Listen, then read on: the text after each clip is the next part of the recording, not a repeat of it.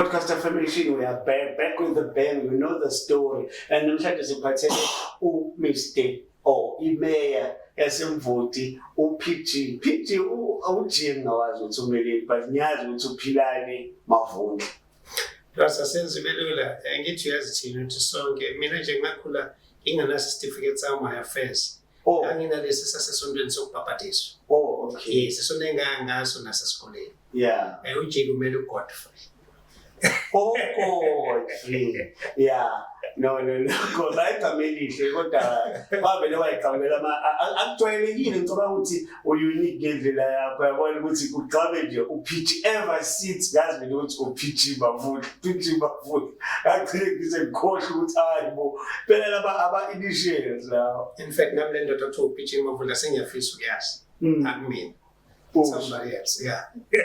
Okay, by the way, igama uSizwe Blose, this is podcast affirmation ekhula ngesivinini sesimtshelile noPG Mavunde iMayor ukuthi podcast affirmation ikhula ngesivinini. Siyajabula ukuthi ushiye yonke into uzivakashele namhlanje. Sibonga kakhulu into abazonathi. Campaign campaign. I think that's a buzz going. I-campaign le yethu ngoba sine campaign yethu thina. Bonke abantu banama campaign ase South Africa, thina sine campaign yaKwaZulu kanye nase Free State. Ileyo thina ethi campaign. Itheke ukuhluka ke kwamanye. Awushuthini umuntu osedidekile njengami phela sathi ushuthi mina anikho yonke South Africa angeneli ukhetho yonke South Africa ni focus eKZN nase Free State kuphela angazi abantu bathu Congress ithathe isinqumo sokuthi kulolu khetho siyalona ngo2024 29 May silwela izwe lamaZulu maZulu elikhulekile. Yeah. Ingakho ke sithi hlukile. Lokho ke sikwenza ezweni labaZulu nasezweni laseFree State okuyizwe labeSuthu kahle emhlabeni kaMshweshwe. Ilezo zinto ke thina esiyelo. So why Free State kudila namaZulu? Because Free State umuntu uzocabanga ukuthi kuhlala beSuthu. Asibize ngokuhlanga. Ingakho sithi izwe labeSuthu because labeSuthu ingakho sithi izwe lamaZulu ngoba iKwaZulu. Akusho ukuthi sithi mangabe umXhosa awuyona ingxenye yaKwaZulu kuwena ukuthanda ukuthi uyayibona ngize ngenze ilokhuzana isibonelo sokuthi eSwatini kuhlala bolonke uhlobo labantu kunamaPutukezi kunamaNgisi kunamashaka kodwa mabese eSwazini bonke bathola i-citizenship kuba amaSwati. Sisho into efanayo ke lase Free State lelo la khona kahle hle ukuthi Free State iselisuthu lapha indawo kaMshweshwe wadudula uMshweshwe wadudulelwa lase kuthiwa khona iselisuthu. Oh, ngicela ukuyibona manje because sike sabona nestance lapha sayitshela ukuthi stance STZ lokuhamba laso bekuhlangene imihlangano lapha iIEC kuzopledge wasuka lapho wathi awusiboni isiZulu bekuyosayinwa izibophezelo izosayinwa osopolitiki abaphethe ama-political party ehlukene. Yeah. Eyethu ke njenge-ABC yayithi awukwazi ukuthi usilethele ulimi lukaGeorge othi asisayine isibophezelo sibe singabazi ulimi lukaGeorge yayilapho nje futhi bonke labo sopolitiki ababe lapha naBlose abasizona ifundiso mhlawumbe isifundiswa ngapapasi abasizona izifundiso laba babe lapho ngoba nalabo bathi bafundile mangathi bakuza ukuthi bake ba-apply into abayifundela abakazi bayi-apply into abayazi nje bakhule baphakamisa izandla bathi amandla base bethola iy'khundla bagcina sebesiphethe sebebizwa ukuthi bawosopolitiki manje ke mabeyosayina isilungu angazi noma siqonda isichazo ngangikhala ngalokho nje phela hayi ku-IEC waletha uGlenn Mashinini wazongichazela ukuthi kubhala ukuthini ngasithi kulungile senzusa into engiyaziyo kwakuyilokho nje kuphela. Oh, awuzofuna lento ibhalwe mhlambe ngesilungu mhlambe nangesiZulu wawufuna ukuchazele ukuthi ngangifuna ibhalwe ngesizulu ngoba nakho bengayibhale ngesiZulu kwaphoqa ukuthi abayichaze bonke bangichazele kahle ngesizulu. Wawathi uthini mhlambe prior? Cha angidingi ngithi base ngizolo ukudouble check ukuthi njengoba siyohlangana lapha nasiyosayina ukuyibophezela ngabe listing enizosinika yona ama-languages ayavela yini wonke ngokulingana because kuthiwa ama-languages vela ayalingana. Ngingabeka ngokuthi indelelo nokuchwenza nokuseya kuka-IEC mangabe uhambe ya ku-website ka-IEC alukho olunye ulimi olubhaliwe ngaphandle kwesiNgisi alukho olunye olubhaliwe ngaphandle kwesiNgisi ngakho into ekhona eyenzakalayo osopolitiki abayemukelayo iminyaka yonke ngazokwazi ukuthi ngonyaka odlule kuphume ilokhuzana umbiko ochaza ukuthi about 75% wamakhansela abakwazi ukufunda ama-report emkhandlu.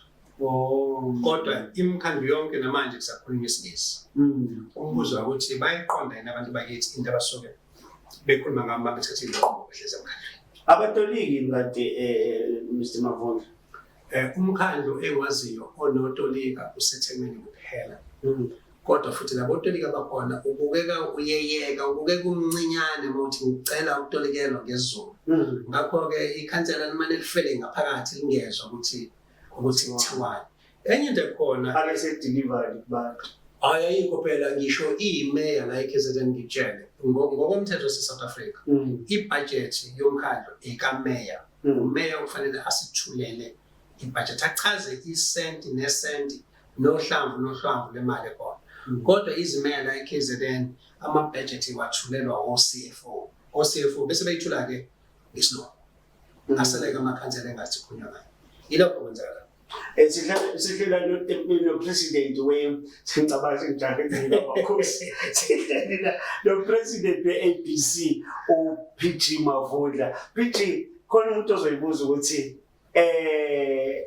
wasuke ixakaxa kakhulu nge-ABC lapha emvoti kwadidekwa nje ukuthi kwenzakalani. Boom, sekunomakhosi Khoza oseyideputy yakho. Kwenzakalani osichazeni? Nakufanele siyikhulume leyo blose khona abalandeli namalunga nje e-ABC mhlawumbe bakhona selele nabafuna ukubona nalabo abazovotela umbono we-ABC ukuthi yebo kunenkinga ekhona la eMzansi okufanele sikhulume ngoba kufanele ikhulume ukuzilunga. Amaqembu epolitiki la amakhulu anengqondo ukuthi ahambe ayothenga abantu abathize emaqembini amancane aqalayo okanye afufusayo. Kodwa kakhulukazi kulawo obukeka iy'nkinga ngizokubalela ilokhuzana igaba lezimbalwa esizozazi. INADECO kaDr Jiyane kwagcina kunomsindo kunabantu ababephehla udweshu yagcina iphelile indaba yakho. Kwavula iNADECO. Yebo. Unjinji uzandela kamabhasi wayeqalela i-NFP. Wahamba kahle enza kahle kuthe makubona ngathi enza kahle kwathengwa abanye kwaqala kwavukelana so amanye amalungu ayo. Yes, that's baye-infiltrate njalo kwagcina sekunomsindo we-NFP namhlanje we-NFP noma ngayiwa kwi-conference kuyayiliwa ubuye sekuyajana sekuyiwa enkantolo. UDP we-ABC uDr Makhosi Khoza wayeqalele ADEC. Kuthe makubona ngathi iyaphakama ngaphakathi kwakhona abavuka basho bacima kwagcina kufanele ukuthi ayishiya phuma into yakhe akubona ukugwala lokho. Well, abanye bethu asikuthanda ukulo siyakushiya sithi qhubeka, abanye bethu senza kanjalo. Umlotshwa uqale aphela. Iyaphela ukuthi yes uyimeya nje basikhuluma eBigville yes abasuka futhi ngaphakathi kwanomsindo osukhona. Lastly ushukela Thwala uqale Team Sugar inane igama lakhe yakhe. Uyazo sekunamakhansela avota against support elinye iqembu. Siyalazi ke iqembu eKZN elinamandla okuthenga abantu abasuke besemaqambini. Nawe i-ABC lafaka imali. Ucela abagibali ne-ANC I think iyafisana nesimo esodwa ngala umzungu. I think uhamba kalula ikuthenga ama-unfair wishes. Angibize umuntu ngegama. Lo section i-ANC nge-information disposal. Nayo same thing. So ke into eyenziwayo le kodwa khona oyenza kakhulu. Khona kuyiculture yabo ukuthi bayenze abayenzisayo bayenza kwi-NFP bayenza kwi-NADECO bayenza kwi-ABC bayenza khona bayenzisayo actually uzomcorrect Mr. Mavundla actually ngandinto politics it's a dirty game. It's like siyadlala ngayibona imbobo ngiyashaya ngiyayidla inkomo yakho. I-dirty game uma isuke inokuthi thenga abanye abantu ukuzisebenze kusho ukuthi ngempela is-dirty. Angiqhubeke yenziwe ke na kwi-ABC. Kusho ngesikhathi ifika kwi-ABC kwathengwa abantu esasithembele sisebenza nabo esiqale nabo kodwa bathengwa kuney'ncwadi-ke zisho lokho ezagcina seyifile kuthina sebekhala abantu hayibo nasithembisa ukuthi nizokhokha manje anisakhokhi. Hhayi sinazo iy'ncwadi ezisho lokho. Kwacaca ukuthi ubani wayevumelene nobani ngani manje omunye akasasigcina isithembiso. Ukuthi isithembiso singabe sagcinwa kwasekucaca ukuthi iplan ekhona ukuthi ABC ingayi okhethweni kwacaca ukuthi engazi ukuthi ayihlangani kwenzeka kanjani ukuthi ngahlangani ngavele ngathatha isinqumo sokuthi kade ngani basenkantolo mina njengo-businessman ngathatha isinqumo ukuthi umdlalo lo engeze ujaha ukuthi awusheshe uphele asihlale senkantolo noma ungathatha 2 years noma ungathatha 5 years asihlale sisenkantolo sashona enkantolo safike sabuye ne-order ethi kuthina imina umqambi nomphathi we-ABC umile akudlula wayisiwa phinda ukuconfirma lokho kwaze kwaba kabili besilungela ke-impi kayiqhubeke kuyophela mhlalana iphela namanje akapheli kodwa along the way awusabi lento kuthiwa idla kakhulu ephaketheni imali isekhona yini edla ephaketheni inkantolo yazi ngisho kuyovela kummeli nje plus ubayilaza ngazo 50 ngosuku yazi ngehlebele ngisho kunoba noma mncane kudle imali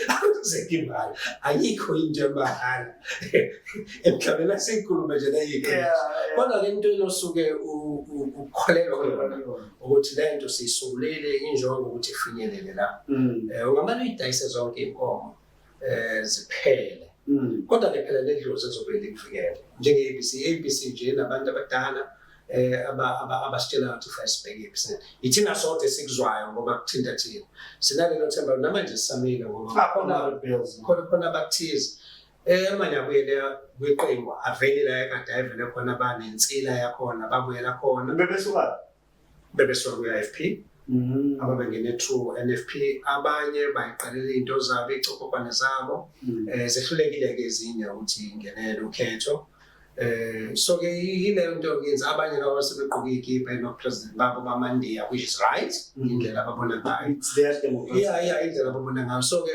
ilapho-ke la ikhona iyaqhubeka kodwa ke i-ABC isamile iyakhula umbuzo kwakuthi kube nenqushunqushu nabona sekunodokotela uMaphosikoza into eyenzeka ngoba phela siyiqembu labantu abanele umuntu kwaphoqa ukuthi sinto enesibizo ukuthi NGC esayidona ngo-23 September nyakeni safika khona sachaza nazi inkinga esiyibona sinazo malunga-ke ABC nithi akwenzakaleni asesho kamalunga ABC noma mafundla ngoba sekunje sekusukela nabantu abakwi-top 6 sikunika unyaka ukuthi awuthatha abantu ukuthi abantu nizosebenza nabo emveni kwalokho bese sihamba-ke siyothatha isinqumo esisho ukuthi siya kanjani phambili sinikwe lo nyaka ukuthi asihambe siyokhethweni sibuye ekhethweni sibona kwenzakalani ungapheleli uSeptember kulo nyaka esesibona first week members ABC sathi nawo manje mhlazo yokhethweni imali cha asiyokhethweni cha sengizolo ukuthi asifuna ukukhetha yes lelo kazolonke ilelo khetho sisafuna kulona cha lo into ebalulekile yes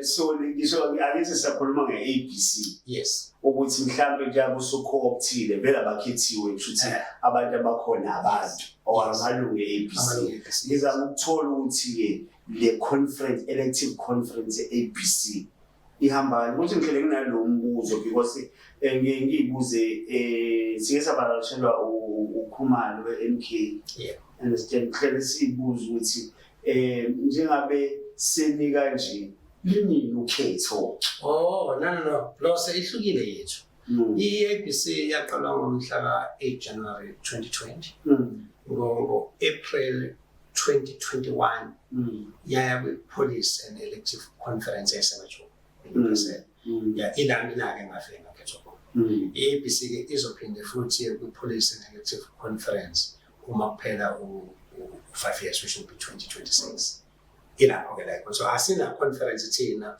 asinayo kodwa inqubo kuyiyona ukuthi njalo ngonyaka siba lento esiyibiza ukuthi National General Council iyona-ke bengisho ukuthi besikuyona ngoSeptember 23 last year ngoSeptember lenyaka first phinde futhi siye kwi-NGC siyobika ukuthi enanithe esikwenze sesihambe safika la so criteria ukuyisebenzisa uco-opt umuntu agcine seyi-deputy president iyiphi ukuthi ubheka isipongo sakho mhlawumbe ama-qualifications bekwenza kanjani because usu-co-optile sesino-deputy president I believe no deputy chair no bhala no deputy lobhala yiphi criteria ufuna ukuthi sibe clear ilula ake sibheke abantu esibakhothile masingakhohlwa besinayo NEC kofuthi ihlale ibheke ukuthi baba abantu esikhuluma ngabo ake siqale nje sibheke my deputy president umuntu ongahle athi uDr. Makhosi Khoza kamazi negalelo lakhe kwipolitiki nezinto akholelwa kuzona akazazi kusho ukuthi ngabe uyafika kuleli zwe asiqale lapho. So umuntu that oqondile nje waziwayo ukuthi ubani nezinto asekwenza siyamazi. Bese ubheka u-Deputy Secretary. By the way, umeleni manje? uMakhosi umele ini? Cha, umeleni angithi siyamazi kusho wena wathi khona iqembu wasuka kwi-ANC. Simazi futhi akuzange nemiso ze-ANC. Yes. Wasuka wayavula iqembu lakhe. Yes. Ekwi-ANC. Sasuka sambona futhi ekwi-Action SA.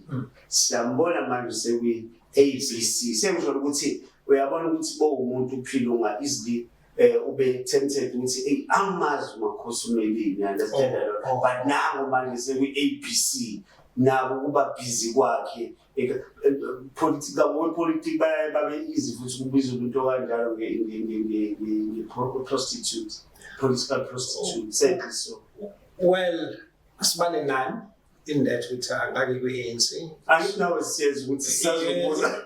Ngifuna ukuyifaka emdibeni waleyo language ukuthi ngangi-ANC so now we prostitute. If ngifit description is fine. Ngaqala ABC.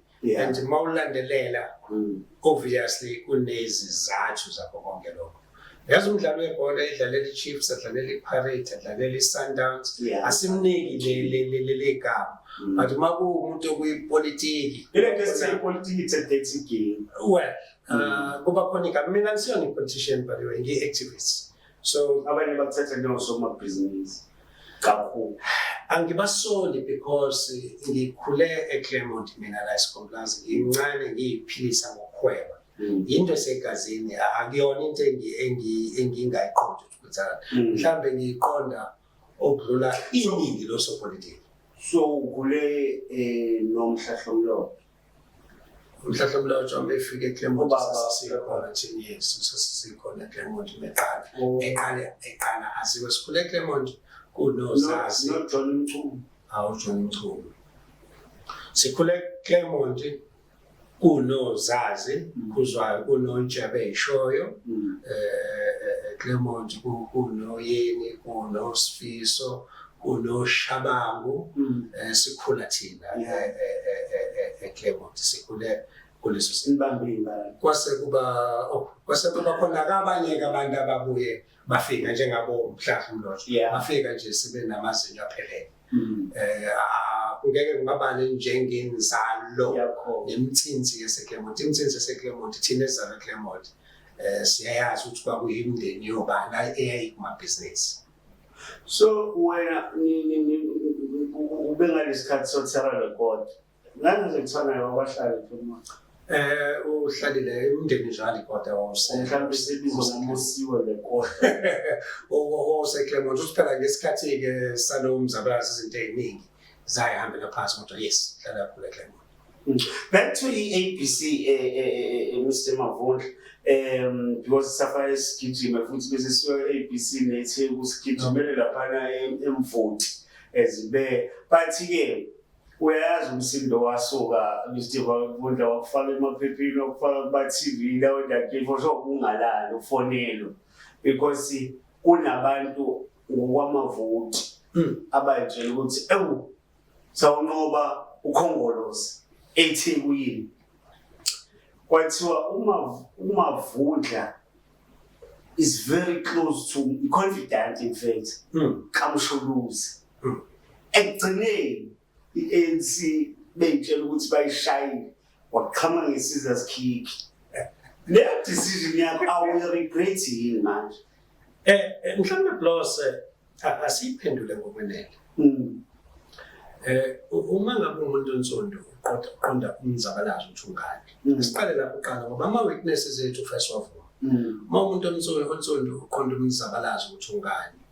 Kunezinto ongathi noma kuthiwa khetha phakathi kokufa nokuthi ube kule nto ukuthi kulungile ngifa. Ngizobeka umholo etelo la nje. Unomholo engimhlonipha kakhulu. Ubaba uHerman Mashaba. Uma ungabeka uFervote phambi kaMashaba bese ubeka uJacob Zuma uthi oyedwa uDubula. Angadubula uZuma ngeke adubule uFervote. Indlela akayona nenzonda kanayo uZulu. So ke ngibheka into elula ukuthi umzabalazo khona ukuthize so wakho umzabalazo usupport uFervote then ukuthi ancamele uZulu.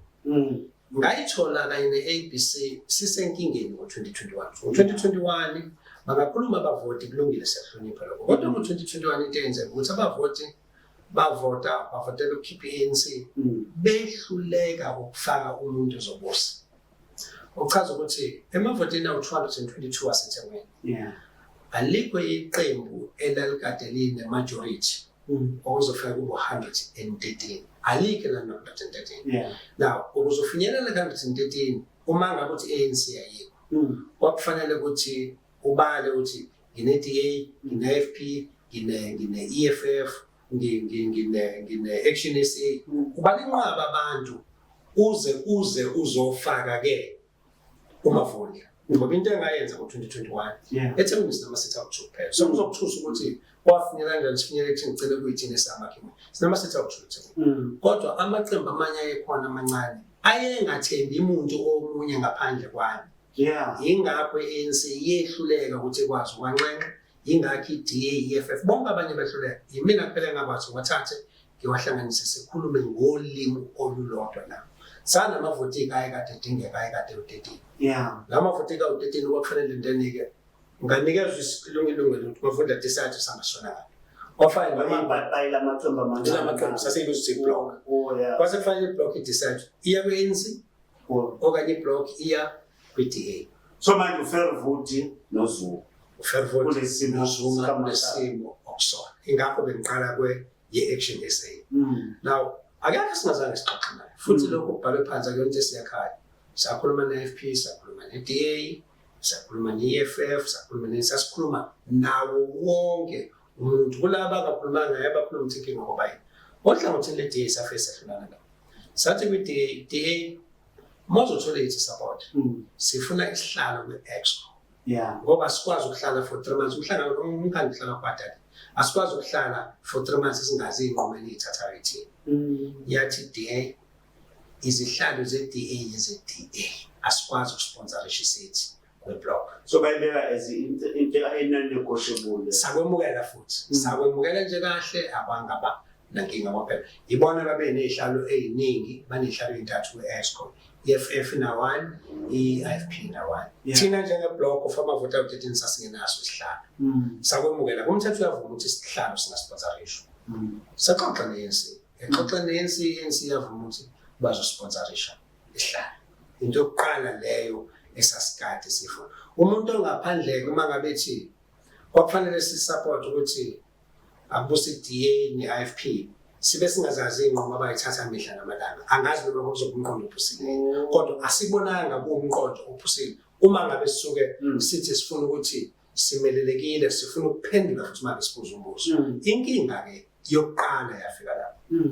Nayo ke ANC eqinisweni ngithanda ukuthi igama ANC liphuma emronyeni wami kodwa ngoba siyaxoxa nayo ANC akusho ukuthi sasupport ANC ngoba kwakuthi bakwabantu abangcwele cha kwangibona abantu abangcwele.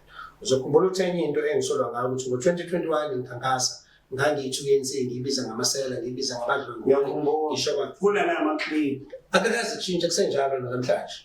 And then ngizakhohlwa ukuthi on the 24th of this month laphana eMushroom izanti Mushroom Lounge kuzobe kunephinifa umcimbi wephinifa ohlanganiswa yithina la umcimbi wephinifa on flick la kuzobe kuhlangana khona abantu besifazane Mr Mavundla bexoxa izinto ezibathinta ngqo abantu besifazane beshare ama-ideas ukuthi mhlambe bangaqetula kanjani ngiyadla ukuthi bona mhlambe basovota kanjani. No, I think bensazo extend invitation kodwa umama wasekhaya mhlambe nezinza zami babekiwe ukuthi bona babekiwe ngoba la bizothumela umama wasekhaya ukuthi abe khona kulo umcimbi into bezulu nje umcimbi uzoba khona wonke umuntu. I think uzoba khona abantu aba-entertainayo njengalufana lo engicabanga ukufelezika yonke indlela Mr Mavundla ukuthi umeme ukushaya umaskandi lo bana lo bana lo kuthiwa ugatsheni ayokutsheni nje masi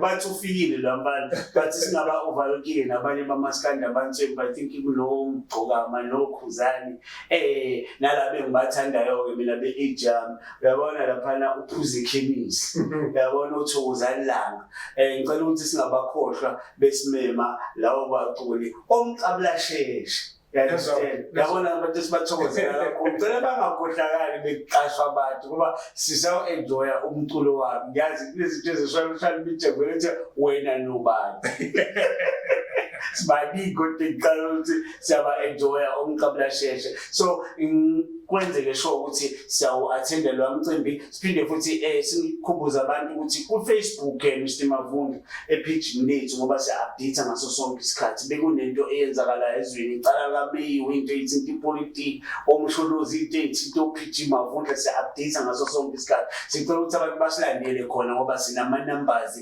akhonvinsa ngempela ngoba kuno-2.5 million wabantu abasilandelayo kulelo page siphinde sibe khona futhi i-presence yethu uzoyifila laphana ku-YouTube bese iphuma le-interview ka-Mr Mavundla nathi sizofaka i-poster boyibona nje i-poster isithombe esihle sika-Mr Mavundla ubona ukuthi i-interview yakhe kusho ukuthi iyaphuma kungekudala sibe sedlala nama-snippets Mr Mavundla just ukuthi abantu phela ngizwile khona kade khuluma ethi the hottest politician around. Is this true? Angazi zonga nini le vote. Ingathi ngizovotela. I think so. I think so by the look of things. Not putting it's good. Yawona bushefi.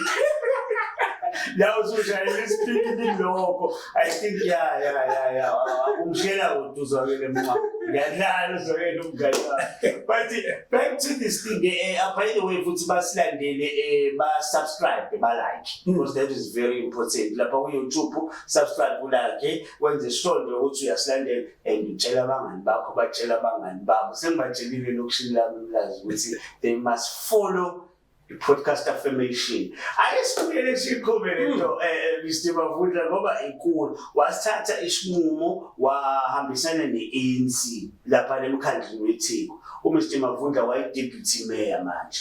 Ukuhlala laphana as deputy mayor manje sengivumelene ne-ANC waqhubeka nokuba happy mhlawumbe nge-decision yakho wayithatha ngizwile ngama-dynamics or into eyidele ukuthi uthathe leso sinqumo still futhi bese uqalile usungenile office because wathola isikhundla esiserious kakhulu esidila nengqalasizinda yeTheku engicabanga ukuthi asine-budget enkulu besibona izinto ey'ngenzekanga nje mhlawumbe fake simkhombe uMr Mavundla but uzochaza yena waba ney'khukhula waqhuba iy'damunkoko kwenzakalala ezikunye kwangena emfuleni emabhishi. Mr Mavundla awusithathe usibeke ngizophoza for now. No problem. Asibonge uBlose but asiqale ekuthenini ngiyazi emnyango ukuthi makhulunywa-ke kuvele kakhulu amagama abantu abakhulu.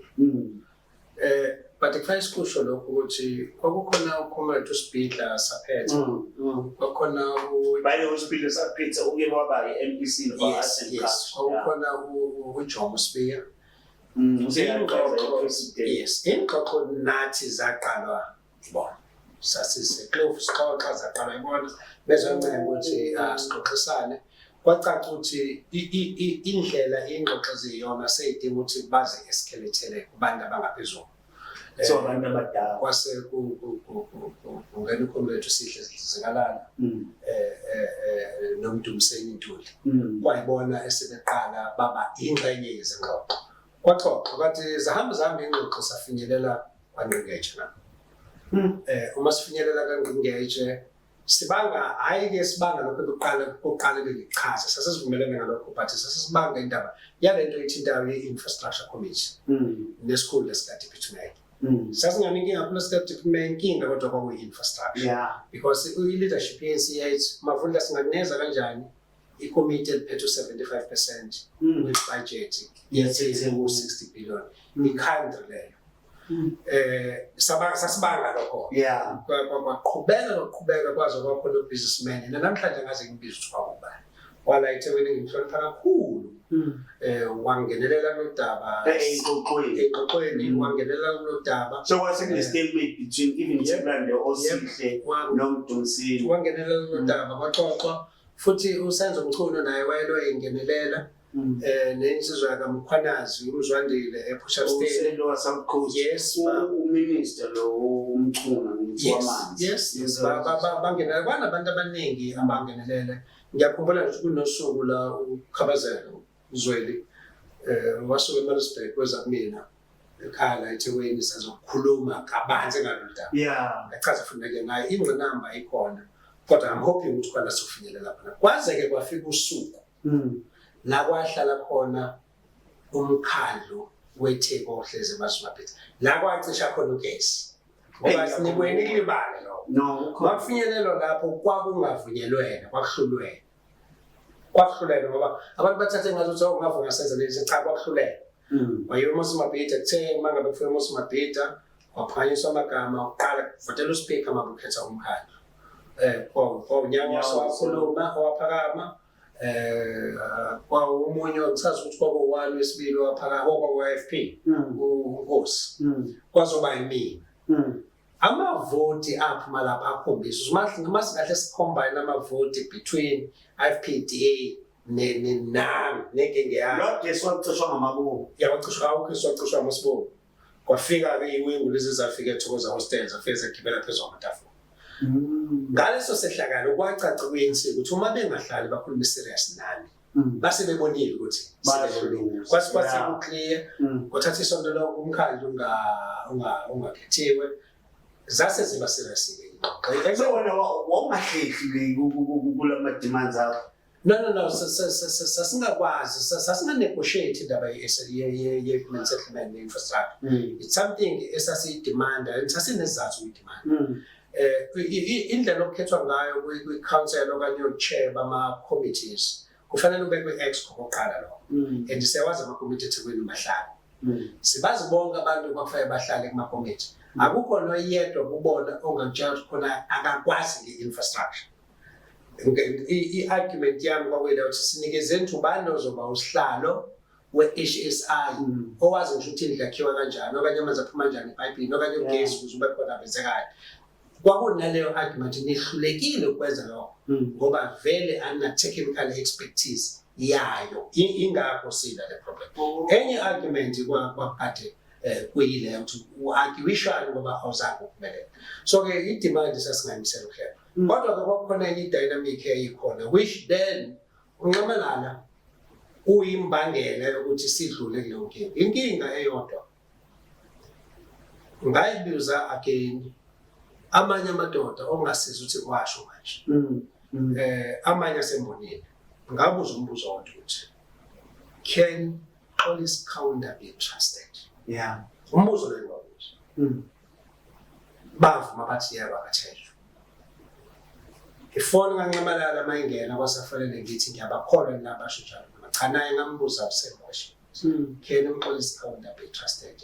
But amfana yithi yebo sisupporting ngomdaba kodwa kufinyelela lapho nje kwase kusuke amakhansela umsholozi usengenelelile naye kulolu daba in a way wayengakaza ngenela weqala nqamu there was a phone call engalasanga ngisho nangashawa isikhathi ngakusasa kwakufanele kuhleze there was a phone call engalasanga ngoba after ucisha ugesi kwaba siyashifta kwaba nesikhathi lapho sekuthola ithuba nini-ANC yokulungisa lezi zinto. In fact with everyone ngoba mangikhumbula akusho laba abanye sasingasakhuluma ingxoxo zami esabanazo nosibalo wami uMarshall Dlamini usihlalo unobhala we-EFF savumelana ukuthi asivumelani ekseni ngabo 2 ekseni savumelana asivumelani kuzohlalwa ekseni ngo10 indlela ingxoxo ezayikade ziserious ngathi kwangalela kwaxoxa. So ke uma ngabe ingxoxweni inento eziningi oyibukayo ibheka so abahlali baseThekwini ngokwami plus engabosho u12 months engawuhlala mina eThekwini ngidiplomat bathola i-value of their vote to be honest ngoba asihlukanise ukuthi since ngahamba eThekwini izinto ezisale zenzeka ukuthi yini esiyenzeka umonakalo omkhulu osenzekile since ngaphuma ngesikole akekho umuntu eThekwini ongakubona lokho la emhlanga ngingafica indle iphuma lapha ngwaseGetway emini kabhalo balele noma ngingabuza hayi into ejwayelekile siyenzeka engisho ukuthi ke umbuzo uthi njengoba nje sikhuluma njengamanje ubani isihlalo we-HSI eThekwini we-committed control 75% we-budget yethi yini akayaziyo ngakaphethe lapha e-HSI no electricity no water sanitation, unoqoqwa kadoti, fleet, storm and drainage, architect, engineering, real estate with umbuzo ukuthi ikuphi mhlamba ngathi vested kubona ukuthi lokhu ngikwazi kangcono ngeke kuphunye ezandleni. The truth of the matter, nothing. So ke engikusho ukuthi ngangisethekwini as a deputy mayor as usihlalo we-HSI, but I was doing umsebenzi ofanele wenziwe CEO of a company olama million, doing it at the cost of being a councillor.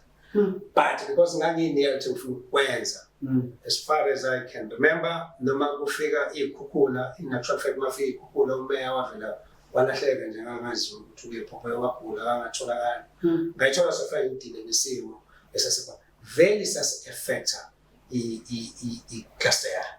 Ngakwenza ngokufana ngikwenze bayazi ababona ukuthi kukhona izinto esayigijima ukuthi akuweleka angeneke mnazo vele mnazo makhubala phambi kwaseshele kwangisambe to work day and night. Mawusuke unikezwe isikhundla kakhulukazi thina sithanda ikhundla, mina ngomunye abantu abathanda ikhundla mawunikezwe isikhundla wasifuna wasithola futhi cha ikhundla mina ngiyayithanda, ngiyazi bonke osopolitiki abayithanda, mina ikhundla ngiyayithanda and mangiyezwe isikhundla ngiyasebenzela noma first senzele mina nasebusukudla isikhundla mase nginikezwe sona ngiyasebenzela.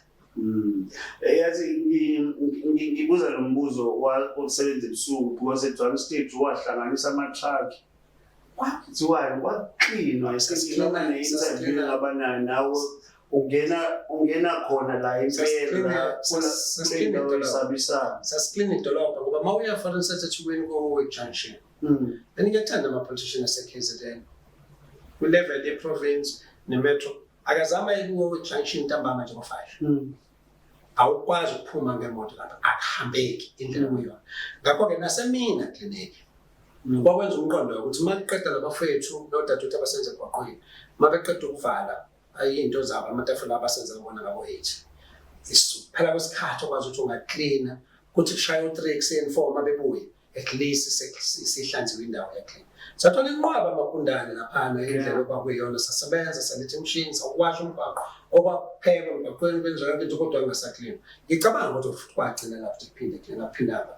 No ngiyakhumbula ukuthi ngangikhona ngizwa omunye umhlobo wami umkhizi ngafika ngampela ngabona qina, I must be honest, ngabona qina the very same thing engayibuza unyawo sezivakashele la ukuthi akukho impossible ukuthi ashiye i-office lakhe ashiye abaqaphi ayifake ikepisi ayilaphe workshop yokwasha ngakhona iy'moto ayozwa ukuthi kunuka kanjani, understand, sekuzokuthi first hand experience hayi ukuthi bamtshela ngoba nina nisuke bese nikulezi ikhundla niyatshelwa kakhulu yonke into niyayi-theorize. Hayi bose mina ngiyayifikela and khona abengathi base khona nokuphazamisana phakathi kwakho nebeya in a way because ngikhumbula ubiza ama-artist ngagcina nemeya iphuthumile kuleyo program kodwa ngazi ngiyacabanga nje ukuthi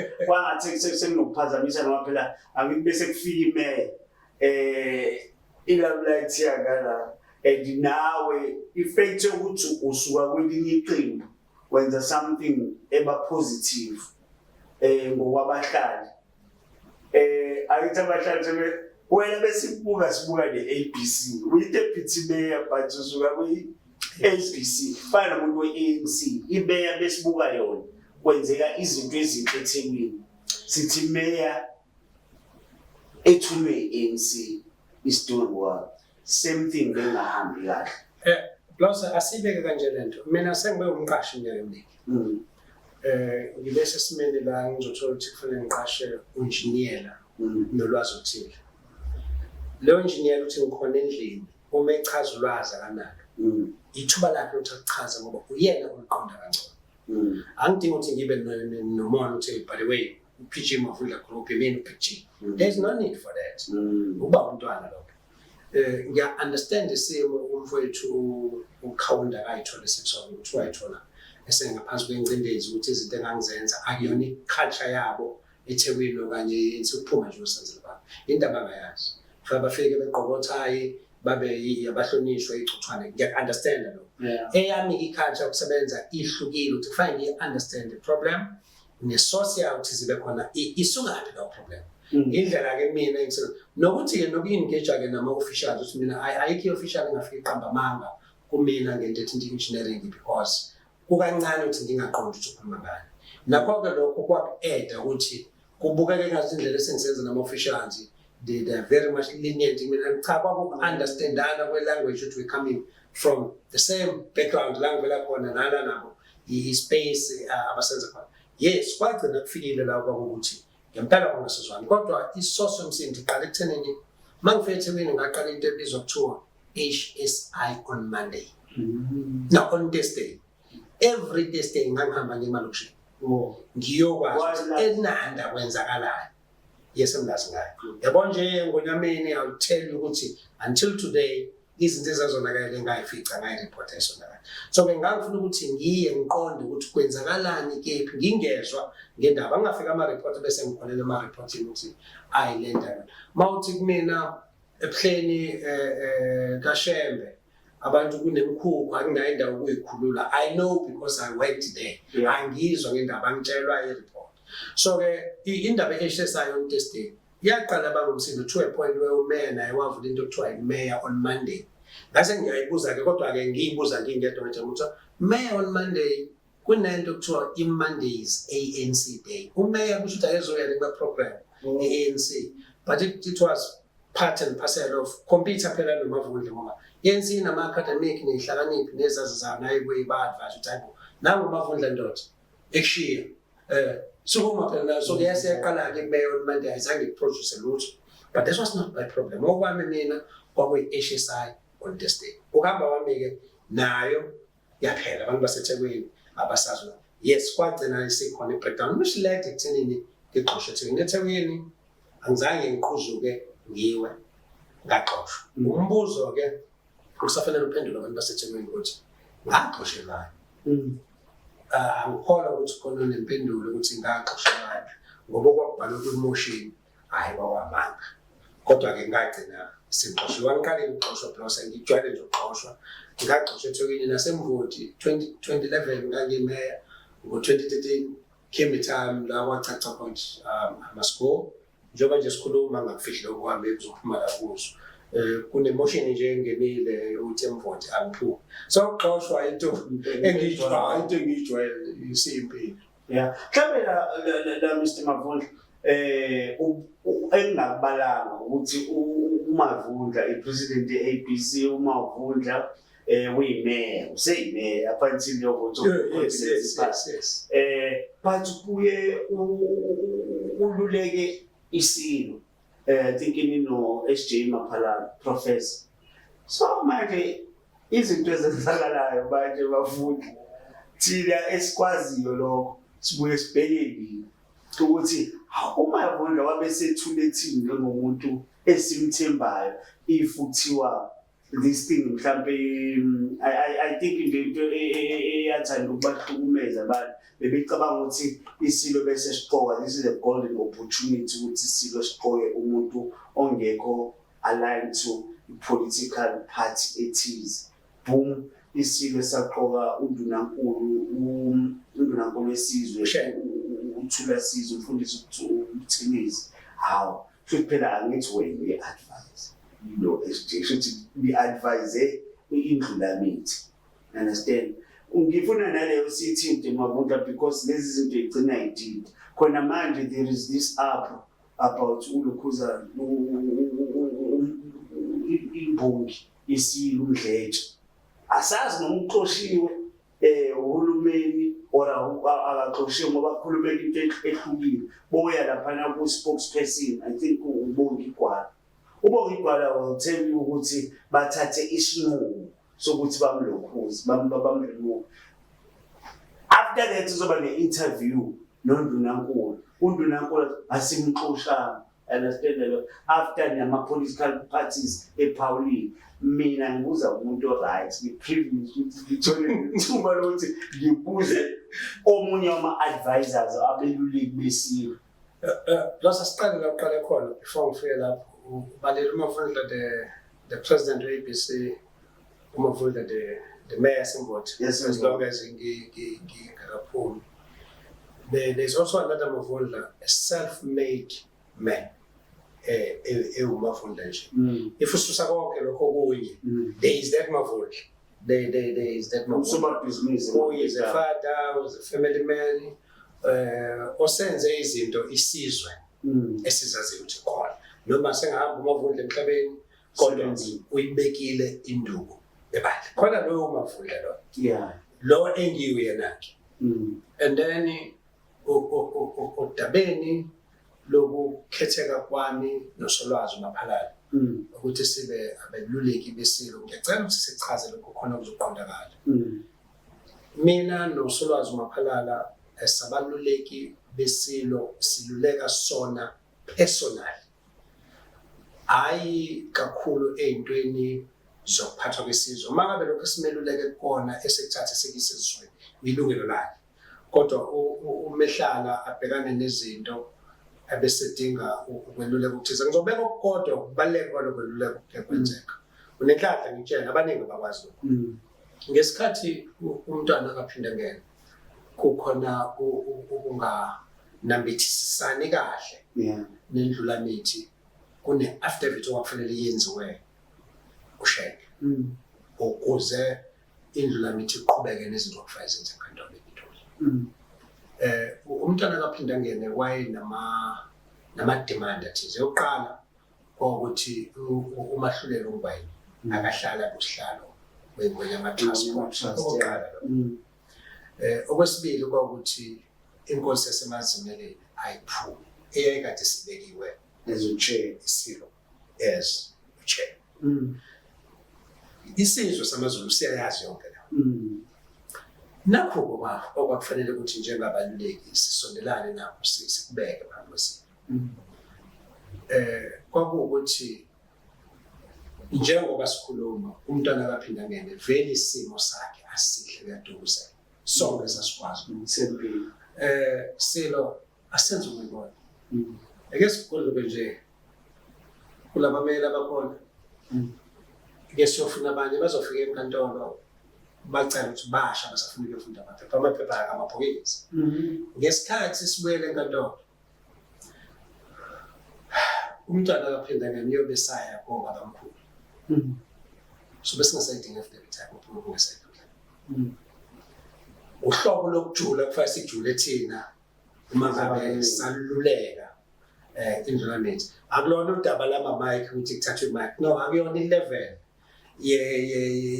yokwaluleka esinika isilo. Uma nifunda izinto nilandela into esiyibhalayo, ithagi sikhiphe i-statement. I-statement ebesiyodabeni yakulona lokaMdletshe. Sinamakhehla amanye nabo 90 years ehaya izilo. Akakaze kuthiwe ngoba usuku 6 no-65 yeka ukuhaya isilo. Lokho siyakushwa. Inkinga ke sinayo ukuthi asifuni ukuqhakambisa ubuhlanga nobuzo. Kodwa kubukeka lolu daba uyabona umuntu mangabe ngizothi ngiwumZulu mina njengoba ngiwumZulu. Bese kuba mina engingena ngigamanye ngikhulume ngesilo sabeSuthu. Mhlambe ngizobe nami sengena into engasadini. Kodwa uma ubheka yonke lento ibukeka isikhulunywa nabantu kufanele ngabe bayigwema. Njengokuthi nje mina komalume kangubani siyakhuluma somndeni kodwa kufanele uma kufika khona bese ngithi but ngoba ngowamavundla. Bengicela kulokho ukuthi ngithi ukuthula. Akwehle umndeni. Akwehle kahle ukuthi uLokhuzana unobhala yensi umntwana. Abhale phansi athi ngoba i-ABC kufanele bekhona i-independent Zulu state uzohamba naye futhi babe nebhaca state azoba president kuyona. Ubhale phansi lokho wena ubhale phansi wedonsa. Akwehle kahle ukuthi bese sithi kuzokwemukeleka. Meqedwe ukusho njalo. Abese kubuyela okhuluma indaba ngesilo sethu ukuthi imali esihola sikolo kudlula zonke ezinye izinto. Asinayo inkinga. Kodwa ke mhlawumbe ufisa ukusho ukuthi asikaze sibuze isilo samabhaca. Ukuthi sihola malini sihola abantu. Akuyona indaba yethu. Thina sikhuluma indaba yesilo samaZulu ezweni lamaZulu. Ongafanele ngabe khona sikubanga nayo. Sengiqeda-ke. Udaba ke lokweluleka isilo ngabantu abaya ey'khundleni ey'thize. Cha, kukhona okudinga isilo qobo lwaso ukuthi likubheke plus ukuthi kambe likuthemba ngokuthi nokuthi singaluleka. Kodwa uma ngabe sithi ikhulunywa abadzala nayo-ke khona la kufinyelela ekuthenini ifinyelela kumuntu omdala osezothatha isinqumo sokugcina kodwa mina ngifike ngikhulume ngibuye nganeno ngoba engithi khona lokho engisho ukuthi ngupresident we-ABC uma bekunento esiyikhulumayo ngabekwa amagama ungamangala ukuthi kwakhona amagama abantu abangu-ANC kodwa ngoba basitholanga ngaleso sikhundla sebengamane basho bafuna ukusho cha kunamadoda nje ahlonishwayo siwathandayo futhi sasazi nawe ukuthi nawe angaba negalelo ayivela mina ngoba sasicabanga ukuthi ukukhabazela mina ngizobeka amagama kodwa engikwaziyo lokweqisa kwakukhona namagama ngakho-ke esasidinga indoda eyomzulu enobuzulu kuyona enezuluness ukhuluma ngokhabazela cha sengisho indoda ezoba sesikhundleni isinqumo sokuthi yiphi kwasekusele kwindlulamithi ithi hey nami nganginethembe mhlambe nami ngingabala uyabona nabanye babelethemba kodwa isinqumo kwakwesendlulamithi futhi indlulamithi yodwa ngale ukuthi zibambisane nomuntu ukuthi hayi usibanibani cha lawo mandla ayingazange ahluliselwa but Mr. Mabunda ngiyabona okay ake ngi-assume ukuthi kulo umtolo njengonobhala naye lo nto ukuthi uconvey ama-messages asuka kuyena so kuyi-decision collective decision necinga okay that is by the way but into engifuna ukuthi sidingide kulona the very same udaba yabona ukuthi khona okungeqili yabona ukuthi ngiyacabanga but the very same kulona udaba kodwa lento i-advise eninikile mhlawumbe kwindlulamithi ngendaba yomuntu wepolitiki ngoba now it's questionable mhlawumbe kwamanye amazulu uma sizothi umavundla weqembu elithize eliney'miso ey'thize aluleke isilo samazulu understand because kwakune-question even nangumntwana wakaphinda ngeni ukuthi uhola iqembu elithize kwesinye isikhathi kuyaye kube nzima understand uthola ukuthi ngizokwenzela i-example kupheme into e-TV ezothi amazulu abekhona ifuna ukuya emsebenzini understand sekukhuluma abantu manje undunankulu wesizwe samazulu kodwa into epolitical Lose inkinga sisuke thina sachathwa kakhulu emqondweni yethu understand izinto ngendlela ethize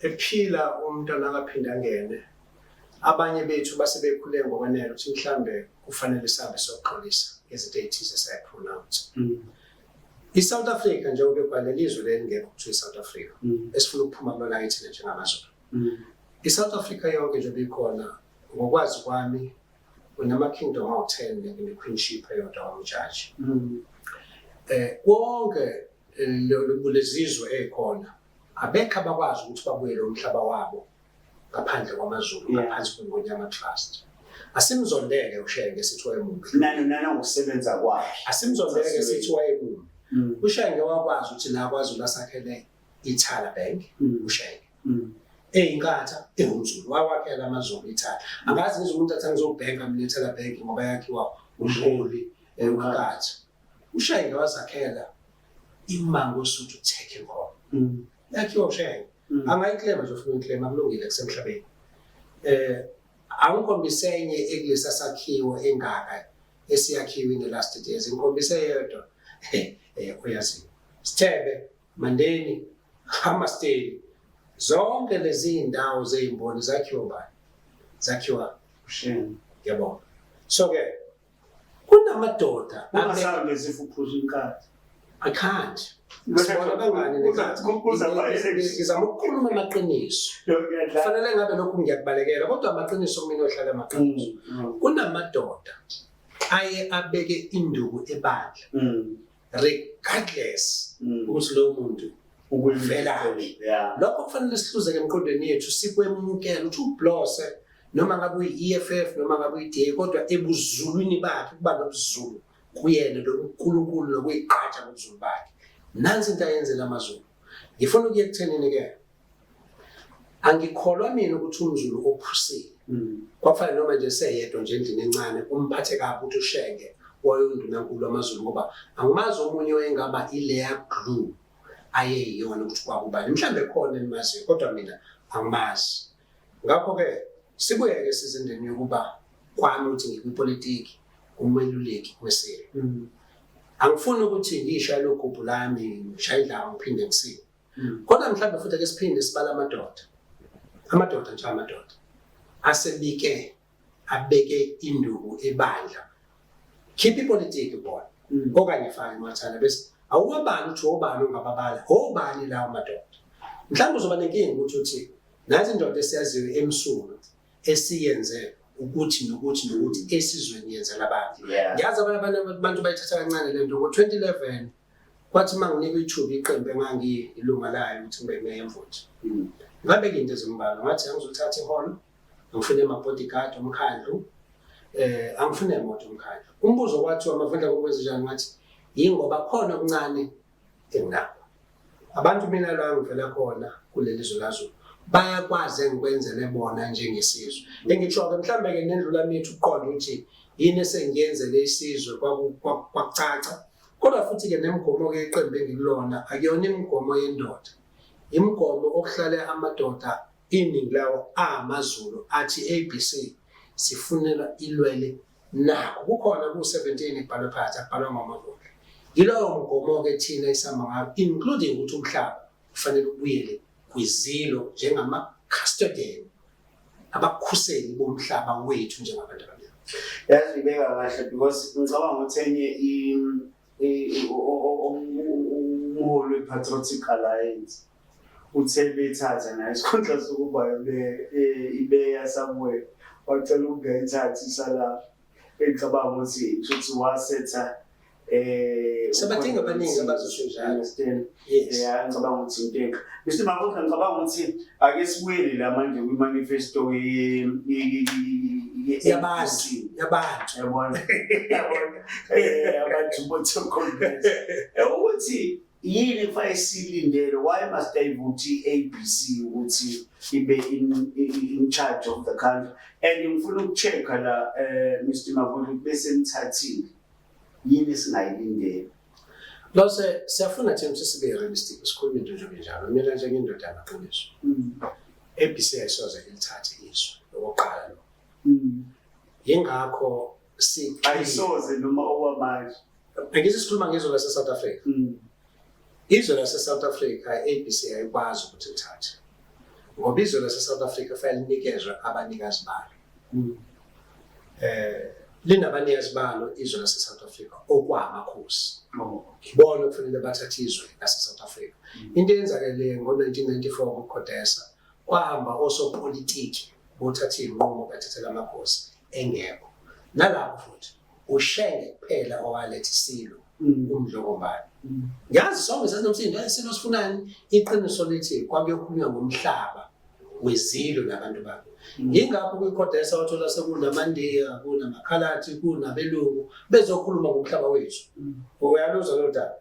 Nabo beneseke ukuthi bafunani. Yingakho namhlanje ugciniwe nabo Orania ngaphansi ka chapter 12 womthethosisekelo waseSouth Africa. Kuyanda-ke sokhona nokunye useGauteng useqaleni. Elami-ke lithi-ke kwi-manifesto yethu sikwenze kwacaca ukuthi ngoba sihlale kakhulu nabantu bakaZulu siconsulta ngokwanele. eFree State siqalise kulethe. Kodwa kaZulu sihlale kahle saconsulta ngokwanele ukuthi yini ngempela efunwa ithini. Siyavumelana ukuthi-ke mangiphendule imanifesto yakho ukuthi lolu khetho sekulona thina i-agenda yethu ilula siyophusha i-agenda yokuthi amaZulu awabuse izwe lawo okuyila kwaZulu ngaphansi kobukhosi bakwaZulu. Ilevel sibakoqala lo. Okwesibili sithi uma lokhu kwenzakala lolu daba lokuthi iy'ngane zethu ayisebenzi kuney'ngane nama-degrees ekhaya hlezi ayisebenzi angiboni futhi isithembo zokuyisebenza ukuhlangana nomuntu ona-40 years athi angikakaze ngisebenze nginey'ngane ey'ntathu nginentombi yami engihlala nokuthi ngize ngiyishade umbuzo uthi akekho umuntu ophathwa kabi leyo uma sibala ukuthi ngo-1994 kwakuno-2.5 million abantu ababehola uxhaso lukahulumeni ngo-2024 kunabantu abawu-28 million abaxhaswa uhulumeni akwazi ube nabantu baxhaswa uhulumeni ukube bayasebenza ngo-350 onikezwa uhulumeni wase-South Africa ngathi uma ngibuze ekhaya kungathengani bathi uthenga i-Delight ya-5 litre ka-oil ngo-350 but akona u-350 ngoba umuntu ohlala la ngihlala khona mina ekhaya e-Great Town kufanele agibele edrobheni aphinde abuye kusho ukuthi lo 350 uyaphuma khona R100 ophumayo usayonza khola wona ithi-ke ABC njengoba ngigqokile nje ngimuhle njengoba ugqokile umuntu njengoba sonke sigqokile lezi ingubo ivelaphi ivele eChina ngithi kuqashwa ama-China ukuthi athunge lezi ngubo esiy'gqokile ngikhula mina eClermont kwakuyinendawo enjema kuthiwa iKapoti lapho kwenziwa khona i-textile yaphela leyo industry ayisekho ngikhula mina masele kwakunefirm okuthiwa iKamaveli ka-Rainbow Chicken kwakusebenza inqwaba abantu namhlanje iy'nkukhu ivelaphi eBrazil, Canada, US, China yila iy'nkukhu thina esidlayo uma sikwazi ukuthi senze i-heart transplant usho ukuthi singahluleka brose ukufuya iy'nkukhu uma siyi-honest into eyenziwe ngamasibomu ukuthi kufanele thina siyokhangeza uhulumeni lokho-ke kwenziwa uhulumeni we-ANC I can prove it kwenziwa uhulumeni we-ANC izinkukhu kufanele zifike la zifike ngomkhumbi zizodliwa yithina uma ngathi ucabanga ukuthi uma ngabe kuserious ufuna ukuthi iy'nkukhu ingxenye yomnotho lo mnotho uqala from ulima umhlabathi ufaka umanyolo ufaka noma yini ezodliwa iy'nkukhu ukuthatha isikhathi uprocessa leyo kuze kufike ekuthenini ufuye iy'nkukhu uze uyichuthe uze uyifake efrijini ibhizinisi leyo amathuba futhi ani emisebenzi i-footwear icathulo esiqokayo asakhiwa la we spending billions esi-importa i-footwear eza eSouth Africa umbuzo ukuthi siney'khumba ey'ngake ey'bulayo yini okungenani singa-import ikhumba uma uthi asiprocess inkomo ngokwanele ukuze-ke sizakhele thina icathulo kufanele size siyi-import kuze kubhalwe nje phansi amabhunu akuyona yonke into ayenza yayimbi amabhunu aqhamuka adevelopha i-technology ukuthi uyilahle ukhiphe ama-petrochemical products ukhiphe udiesel ukhiphe upetrol ukhiphe umanyolo ukhiphe i-plastic out of ilahle kwenziwa ikhampani okuthiwa iSasol Sasol 2 noSasol 3 esekhona yenza lowo msebenzi esikhundleni sokuthi ube noSasol 4 Sasol 5 Sasol 6 siyiproducele owethu petrol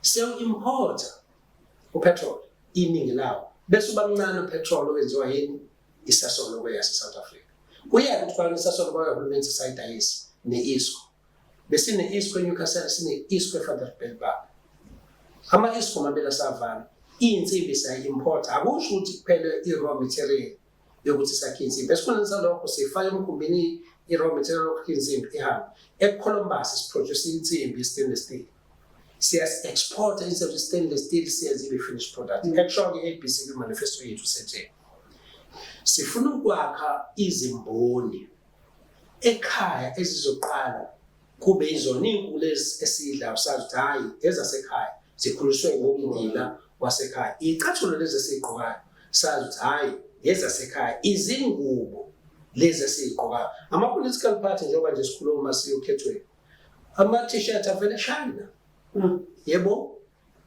even ikhosathu ihleli ine-conference amakepisi ney'kipa esuke ey'gqokiwe zisuke ivela koShayina kodwa nenyonyane okufanele ngabe ilwela i-textile industry izinto esizani esizigqokayo yilokho-ke sikushoyo njenge-ABC imfundo yabantwana bethu akwazi kulosa ukuthi uma ngikweleta R100 bese ngikunikeza u-R30 ujabule ukuthi ngikhokhelile angikhokhelile angifikile ngisho kuwafu wemali ngikweleta kodwa imfundo eSouth Africa u-30% uphasile ngesikole ngo-30% kufanele siyiqhenye sithi si-right ekusho-ke i-ABC ukuthi imfundo nemfundiso abantwana bethu asibe serious ngayo kodwa lento iqala kothisha qobo lwabo ukuthi iy'ngane zabantu abamnyama mina la ngihlala khona iy'ngane ngiyibone zesikoleni Saturday ngibona iy'ngane zesikoleni Sunday ngibona iy'ngane ey'funda ngokuletha ngibona iy'ngane ey'ngena ekuseni ngo-6 y'phuma ebusuku ngo-5 kodwa iy'ngane ey'funda ey'koleni zabelungu anginjalo zibe zenza iclass efanayo efuna ama-subjects. Ngikhuluma ngey'ngane ey'funde ey'koleni zabelungu lezo kwey'kahulumeni. Kungani ey'semakhaya ethu iy'ngane fayifunda ama-hours amade kusho ukuthi khona othisha bethu abanenkinga akwazi ukuba iy'ngane ziyiphophula kodwa kukhona othisha. Uma ngathi ubheke iy'ngane zethu y'phatha isikhwama esikhulu kangakanani ninqwaba incwadi awubakwethu yini esehlukile lefundwayo still iphasa ngo-30%. Ithi-ke i-ABC indaba yemisebenzi angabi indaba esixoxa ngomlomo akube khona ukwenziwa. Mase ngathi sivimbe lezi insimbi ey'phuma la eHub scrap ziyoprocesswa eShayina nasiyinde ibuye seziyinsimbi kwenziwe ekhaya. Uma ngabe uthi senze i-pollution ubasha abacimi ayenzeke le-pollution eShayina iyenzeka nakhona ayenzeke eTaiwan iyenzeka. Elethu okokuqala indaba yemisebenzi kufanele sibe serious ngayo kodwa asidingi lento siyibange sikhulumela thina njengesizwe nezwe lakaZulu ukuthi la masithatha thina nansi kanje lethu. So-ke Blosa uma kwenzakala kufanele ngiphinde ngikhulume ngenye i-coalition from ngomhla ka-30 May. I-ABC iyobe ikhuluma nge-coalition ethi izwe lakaZulu aliphume eSouth Africa ngoba akusebenzeli. ESouth Africa bekuno-Transnet. Inkampani enkulu kabi under Transnet kunamakhampani awu-48 enkulu kabi upho Transnet akusahambi nje itimende emalokishini lasikhuleka khona thina upho Transnet. Bekunodineli owakha eRoy Fark ibhanoyi i-helicopter yezimpi. Awukhona ukuthi ulwazi ukuthi yakhiwa kanjani esekhona usekho dineli eSouth Africa. Bekuno-SAA bekubohamba umhlaba wonke usisa kwe-Eva lasifuna ukuyokhoneza abantu base-South Africa. Awusekho SAA namhlanje. I-South Africa ikweleta almost 4 trillion rand ku-IMF. Umbuzo uthini? Lo 4 trillion rand ubenzeleni abantu bakwaZulu? Ngokwethu awusenzelanga ngalutho. Kahle hle masifuna ukukhuluma iqiniso. Abantu bakwaZulu okanye amaZulu to be specific. Uhulumeni okhona awasenandima ayidlalayo ukuthi nje akekho wajelayo. Uma ufuna ukubona lokho hamba uyobuka i-list eParliament ANC. From number 1 to number 50 uyobona inhlanhla. Mawuthola abantu abawu-10 abavele KZN uyobona inhlanhla. Kwi-constitution eqembu ekhuluma ngayo inengxenye ethi kufanele ba-accommodate ama-minorities. Hamba uyobuka ilist yaseParliament ye-legislature se-KZN akho khalatha kukhonde yakho mlungu. Khona ke sekutshela kona ukuthi sekugudluka kangakanani kodwa ngikhuluma njengamaZulu ukuthi yensima kahlilo kaMakwapa bangaka abantu abavela kuZulu akaZulu abazohamba baye eParliament. Ngibazi ngamagama abawu-5 ngeke bathola bayisho ngahambe. So awuyona i-tribalist? Angiyona i-tribalist kodwa ngumZulu oyithandayo oyigqajayo oyigqaja nangobuZulu babo. Ngithanda lokho esiyikona anginayo inkinga nokunye kodwa ngithanda lokho esiyikona. So if kwenzeka lezi qhaqhaqa ama-coalition ngicathu uthintile ukuthi angitholanga ukuthi at the ultimate end as i-ABC mhlampe ningaprefera ukuthi nobantu ngibonile nakwema-multi-party charter pact anikho. Iliphi iqembu engicabanga ukuthi ngingaxoxa kangcono nawo? Asinalo Blosa iqembu esithethe nesoxoxa nayo. Asinalo. Esikusho sithi okwamanje into efunwa i-ABC ukuthi izwe lakaZulu alizimele. Iqembu eliyovuma ukuthi singene kwi-agenda. Hayi, yabona i-federalism ayisize. Ngithi izwe lakaZulu lalikade liyimele. Engakafika ama-colonizers akithi. Akukho namaZulu akahlala khona athi sifuna ukuba yingqube evangi yento kuthiwa i-South Africa. Blosa umbuzo engiwubuza wonke umuntu ukuthi umuntu opresident wase-South Africa meya kwi-United Nations ufika khulume yiphi language? uPutin ufika khulume isi-Russia ngithi uvele Russia. Umuntu ufika khulume isi-India ngoba uvele India engithi. So-ke uMacron ufika khulume isi-French kwi-United Nations ngoba uvela akhulume isi-India. I think i-question kuba ukuthi siphi because naba ngithi like i-South Africa baba nama-languages amaningi. I know of language movement yazi yonke lento kodwa sengisho ukuthi makukhona izwe okuthiwa i-South Africa yini language angikhulumi ngokuhlanga sengisho language yase-South Africa ngithiwa awu-11. The-French awasiyona 11 ama-language. I-England awasiyona nge-11 ama-language mina nawe siyakwazi. E-France awasiyona 11 ama-language. Ngithi mina e-South Africa kunama-language awu-11 kodwa masiya kwi-United Nations Affairs khuluma ulimi lukaGeorge. I-common language. I-common language kubani? No, sekuthole ukuthi i-common language in the sense ukuthi kune-likelihood, highest likelihood ukuthi umuntu wase-Limpopo United Nations man. Yeah. Common i-reasoning behind ukusebenzisa isilungu ukuthi kwakhona eSouth Africa siyaphila khona umuntu ongasazi isiZulu. You understand? Asingayi-defend boss. No, asingayi-defend bekele scenario phela ngizokudedela uzochaza wena but bekele scenario ukuthi phela i-reality ithi khona e-Northern Cape laba bakhuluma khona lolimi lolwabo uyabona i-reality ukuthi lo wangala emaXhoseni ayingisho njalo Eastern Cape akalwazi ulali but kube sokwana le common language of which is I don't want to say it's an international language ngoba khona awungayitholi khona it's just a common language isiLungu eso accommodate ke bonke labantu you understand in a way. Another subject to correction. Yeah, no. Ukuba brainwashing nje of a highest order. Yeah. That is what it is. We are brainwashing, ile nto esikhulula kuyona and sehluleka ukuthi kube khona kunye sikwenzayo. Esilishoyo sithi thina ungafike laba abafike basiqoqobala basinika ulimi labo. Lwaseluba sasesithi lona ngcono. Ngoba ke siyenze belula lento. Yabona mangabe ungafundiwe le ubizwa ngeqaba. Yeah. Kusenza khona namantaliyane. Angazi lutho olunye ulimi ngaphandle kwesitaliyane futhi angayanga esikoleni. Wezwe leyo nto. Zingakilimi Italy. Angizazi ngakilimi Italy. Kodwa kusala nje Italian language lona limi olukhulunywa e-Italy. Now umbuzo uthi Basiza ukuthola ngingabeka nje ichazela ngedidi. Lethe Italy for argument's sake. Una 10 official languages Italy. Kube sekuba nale common like English official language. Angithi uzothi befika fana no president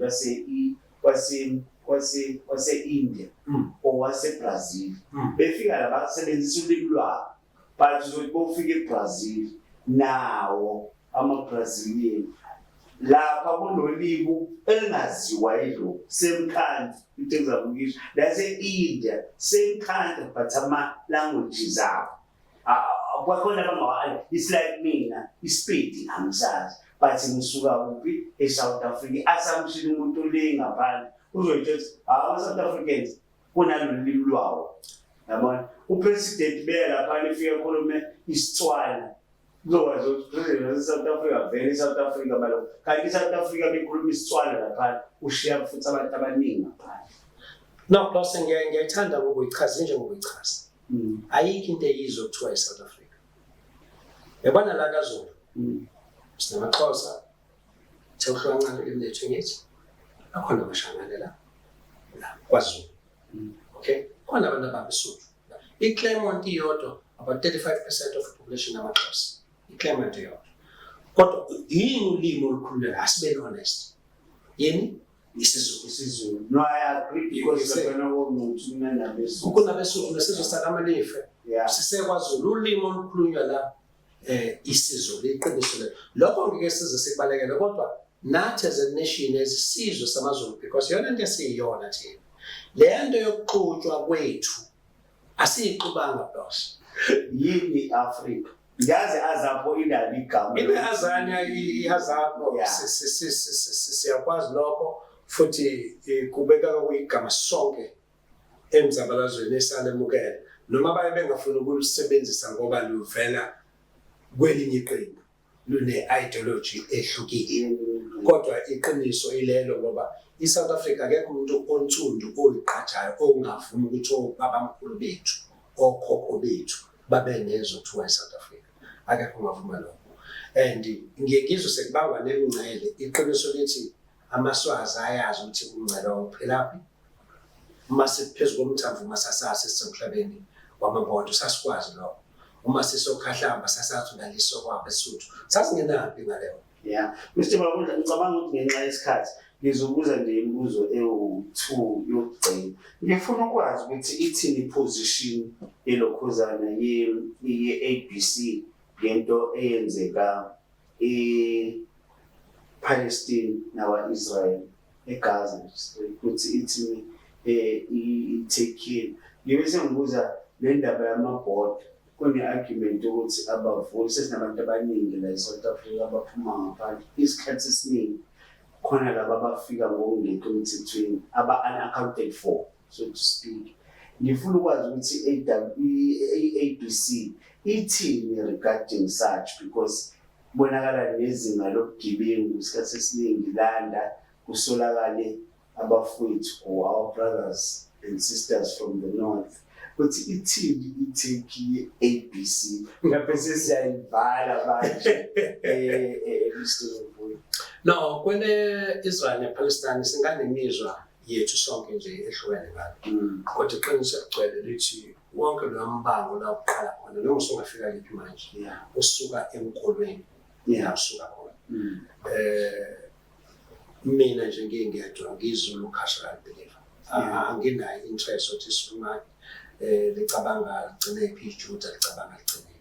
So ke owethu umbono as i-ABC we never pronounce anything lama issue because we're very clear ukuthi i-issue ehlangene nendaba zenkolo inkolo ke esingasondelene singxamene ndawo la engasiza i-ABC ayihlangana into esingahlangana sibubuhlungu obenzakalayo kwaphela asikwazi ukuthi sithi ama-Palestinian ababona abantu bakaNkulunkulu nabo kodwa izinto zenkolo akuyona into esiyithathe sazifaka kuyona thina ngoba akuyona into esiqhakambisayo ukuthi kufanele zihlukane uma bekunjalo udabeni labantu abakulelizwe ngomthetho esinye isizathu sokuthi abantwana bakamthaniye bangasebenzi ukuthi ama-restaurant la eThekwini kusebenza abantu bokufika ushona ko-Cape Town ema-restaurant kugcwele abantu bokufika ushona emaplazini ko-Limpopo kugcwele abantu bokufika abantu base-South Africa basale bengaqashiwe i-ABC ithi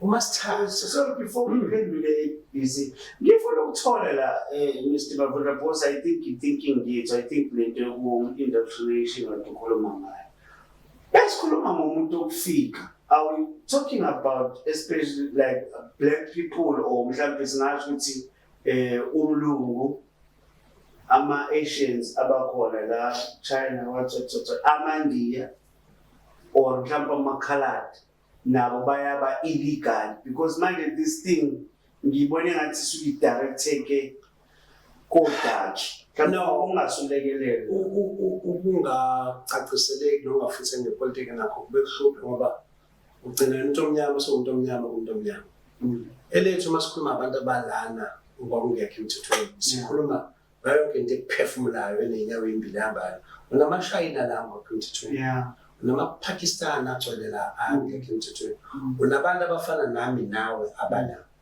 esikusho thina sithi abantu abakulelizwe ngokusemthethweni angeke sibabeke icala bala ngokusemthethweni but kulaba-ke nabo abala ngokusemthethweni sesinenkinga ukuthi unabantu abeza naba ama-asylum seekers kodwa ngoDisemba bayahamba baya emakubo inkinga kade kanti bemgxoshe ekhaya iyaphela yini makukhisimusi iyaphela uclear ukuthi iyaphela akukho umuntu obuka yonke leyo nto nabantu laba bokufika la bafike ngezimo ezithize baze bathola amaphepha esenza ukuthi babe la emthethweni ngokusemthethweni yini lezi ngizimpe ebagxoshe emakubo ngoDisemba ingakhona yabona yonke leyo nto isystem isitshengisa ukuthi khona okungenziwa ngendlela okufanele ukuthi kwenziwe konke besethatha la usuke selegal befike wathatha noma ngabe ubengakabi lana legal ufike nje eyivakashele wase eyathatha washada nakho futhi kune process yakho kodwa ke okuba kuhlungu ukuthi wena mawuthi uyayenza leyo process ngokusemthethweni izokuthatha iminyaka ukuthi ifinyelela lapha kodwa lapha sibona isheshe yakho iyashesha kukhombiseka ukuthi kwi-legal system nje yethu nendlela izinto ezenziwa ngapha kunendlela enkulu enganga kodwa ke lilonke uphendula umbuzo wakho abantu bokufika abala kwaZulu abala ngokungekho emthethweni thina nje i-ABC sithi asibafuni kufanele baphindele emakubo ngeke nje sibheke sisodwa ukuthi yini esingenayo yini esinayo bese uma khona ke mhlawumbe umuntu okwazi ukwakha le mic esingamazi thina yakhe ayi bese kuba isona sizathu esonza ukuthi lo muntu eze la oselana ngokusemthethweni ushadile ushadiwe udaba oluhlukile lo kodwa esikwazi ukuthi sifuna ukuqala ngalabo abalapha ungafanele ngabe so kumagizi ngisiyena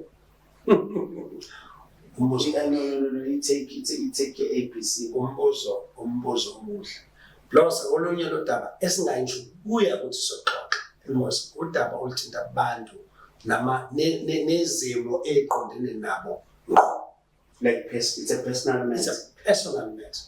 Ayihlukile kakhulu kunalesi ikhuluma yabaZulu ukuthi indaba yobuZulu nokulolu mhlaba wamaZulu udaba lwabesuthu nokulolu mhlaba wabesuthu it's a personal matter. Kunzima kakhulu umuntu ohlezi eLimpopo afuna ukuyongena indaba yaseLesotho ukuthi intungu ezibonwa abesuthu lokuhlala namabhunu eFree State nongabi nawo mhlaba uchaza ukuthi ngoba mhlawumbe right eLimpopo. It's exactly the same thing in the Bamagin and Malispen. They understand the circumstances sabo better. Uyabona nje mina mangizoqala ngithi ngikhuluma ngayo honestly. Ngazi ngizoqala ngibeke yami imbono ngodaba kami lapho kwi-ABC udaba engafuni ngishukulazi ngoba kwi-ABC you'll find the majority yethu we are. And then what? Kufanele yes, so kufanele please wena ngisho something else. I-right siyeke imetha ethinta abantu ngemizwa yabo ukuthi bayibone ukuthi kufanele indlela leyo esithi exactly the same le ndaba yenkolo ukuthi mose kusiphusha ukuthi ongcono ubani kunobani no inkolo mase ngahle sithi ayikhiphe ephaketheni inkolo ibeke la etafuleni ibhedlela amazinanti kuzombeka you can't put it so yini siyagishayo into ngempela ongafanele ngabe siyagisha sikakhuluma ngayo yekuithinte yekuyizwe but siyagisha ngakho so manje siphi isikhathi esilindile ukuthi olwezo uphumule ama elections ngathi ubusy manje or uyasithola isikhathi sokurelax no angisithola isikhathi sokurelax I mean last week almost half last week bengiseJoburg doing into zami with the media bengiseJoburg kakhulu izolo ngabuya ngesebenza kuma namhlanje ntambama ngama-interview so isikhathi sokuphumula kahle hlezi asikho I can tell you now ukuthi masibuya okhethweni kuzobe sekuneyinkinga ezintsha esichaza so nechiefs awusasithola isikhathi sokuphumula hey asingake lapho plus izinto ayihambe kahle amaphosini kodwa ke ngithi amaphosta wami nje abekezele izinto zizoloku abantu abadala bazofika basiphefumulele ayihambi neze kahle udaba olungaxoxwa izolalela ngokucula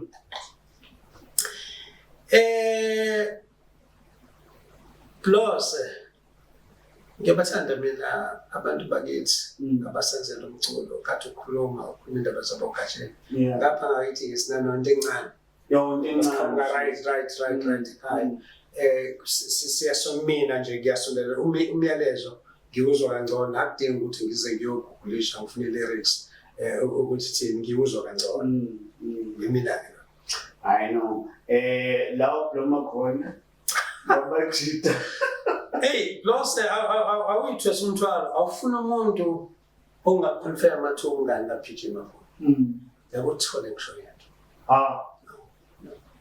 But kubonakala ngathi umuntu abantu yes ngithi ngenhlanhla ngeshwa uNkulunkulu ledlo sibangile phala okuncane mina sisekhona imoya oh yes ngofa ngishilo bangikho lokho okuncane nginakho okwenza abantu ukuthi bangiclassify ukuthi I belong to a certain category of people quite frankly I don't mix with rich people anginaso isikhathi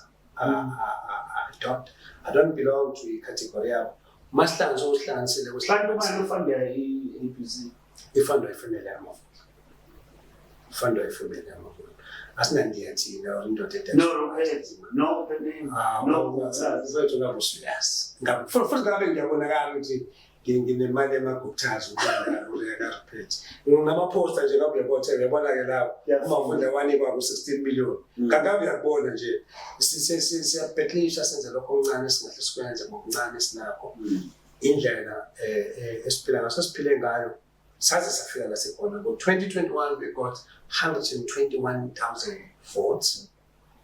Sathola 25 amakhansela la eKZN. In actual fact, we've got more amakhansela than the HNSA in 11. The terms ukuthi support esinayo singathathi indawo ayikho imali silanda eCape Town. So ke indlela esinayo but ukuphendula ke angiplomi indawo hayi umuntu angathi mina ngimpintshi kaMavunda. No, ngabe usengeni. Now mina yami impilo yami ne-ABC abantu be-ABC abantu engathi close kubona. Uma nginjalo ngisuke ngisekhaya xa ngiphila kaMangubane eMatimatolo emvoti la ngisuke ngikhona.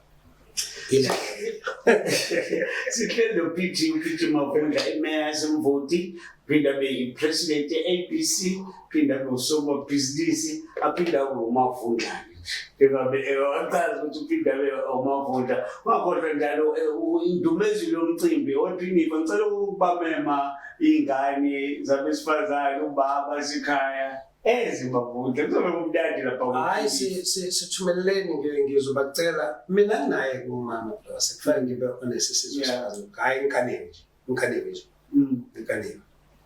nje phela umama no nginomama bangaki yani 4 nginomama ngikhanele nje hayi ngikhanele umuntu esitheni asibeke kanje zonke izinto zinendlela nje ethize ezenzeka ngayo. Ngizama ukucabanga nje ukuthi emavundleni masinahle fasile nalomqoqo ingendlalelo ithini ingabekwa kanjani. I'm sure singayilalela kodwa nje ozoyindlalela angayidlalela ekuthini kubani nje kaMavundla mhlambe mina ngimncinyane mhlawumbe abantu abadala bangayiswa kodwa nje yabona structure isakhiwo esilapha ekhaya sendlela okwenzeka ngayo izinto ngoba noma ngathi kusasa ngifuna ukuphinda khona umncane use ngibona ukuthi impela ngisalala kufanele ngihambe ngoyibika leyo ndaba ekhaya iqoqo kube khona nabazobuza uthe mase kunjena bese yabona iqoqo nje kube indaba exoxa yazwa sidlela okwenzeka iyazakala usilandele kuma socials futhi laphana like usubscribe laphana ku YouTube ku Facebook ku Podcast Affirmation wenze sure ukuthi yasilandela Podcast Affirmation the fastest growing